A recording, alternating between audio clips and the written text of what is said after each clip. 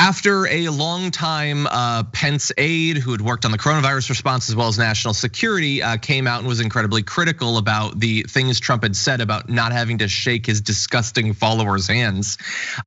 He said that she was just a low-level person. Okay, well, to be fair, he doesn't really know what was going on in that task force. Let's talk to someone who did. And here you'll have Chris Hayes interviewing Dr. Fauci about what has come out over the last day. There are people in a lot of anxiety right now, trying to homeschool their kids, worried about elderly and immunocompromised folks they know. What can you do to reassure people who hear this and think that the person leading the response, President of the United States, doesn't care? Chris, you're right. I really can't comment on that. I mean, I interacted with Olivia. I liked that she was a good person. She was important to the team as a staff person, to the coronavirus task force. But, I don't know what to make about what just has come out recently. It would be very difficult for me to comment on that. The only thing I can say is that there are a lot of people who are looking carefully and are driven by the truth. And I think the American people should feel confidence in that a lot of people are looking at this very, very carefully to make sure that there's not political things that drive what should be scientific considerations. I'm one of them, and I have a number of colleagues that are with me. Okay, so his point there at the end that there's good people who are making sure that politics isn't what drives this. Let's return to that in just a minute. My frustration with Fauci there, and it's one of the reasons that I like Fauci more than anyone else who served in the Trump administration that I know of, but I'm not getting a tattoo like some people, is that I want to ask Fauci, did he say the thing about the hands? Why? You could reveal so much more, and I understand that at some point it might lead to you getting thrown off, but if you could confirm more of the things that he said about herd immunity. You've been in all those meetings. She said that he almost never went to any of these, not Fauci, that Trump almost never went to any of these. And one time he talked for 45 minutes straight about how Fox personalities weren't being fair to him on the pandemic.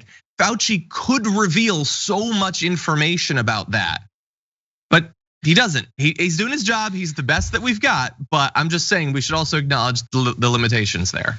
That's the issue with being a grown-up. That's the problem with being a grown-up is you have a lot of responsibilities. That's what Trump is failing at in every possible way. There are still some there. He relies on grown-ups, but there are fewer and fewer grown-ups around him. Trump just is candy, terrible thing, make fun of someone, be a bully and a jerk, right? That's what Trump is doing. But Fauci is looking around saying, I actually do want to save human beings' lives. And he's not an idiot, so he knows exactly what the boundary is and what he can get away with, all the way up to saying something like that, which would probably get him fired. But he knows he needs to be somewhere close to the president to save us from him. And this is essentially him saying, listen, she's right. It's accurate what she's saying. Everyone knows it. I'm going to go back and do my job now. But on the one hand, it's tough to be Fauci, who is trying to thread the needle of what he can say so they can get through to folks, when we've all been desensitized by Trump, who is just yelling, they're coming for you. They're teaching you that America's evil. And but we need to point out that on this situation, this is the demon semen guy. This is the inject you with. Trump is the guy who told you to inject yourself with disinfectant and UV light. And we need the voice of a woman who says the demons impregnate you in the night. Yeah, that's 100% true. And I've been sort of waiting to launch our COVID flashback segment. We're gonna go back to some of those iconic highlights and lowlights of the pandemic. That'll definitely be one of them. And I get it. There's things he can't say because he'll be fired.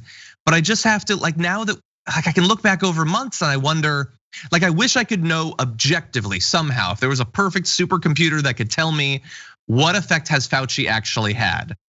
What would have happened had he not been there? What will happen were he to leave now?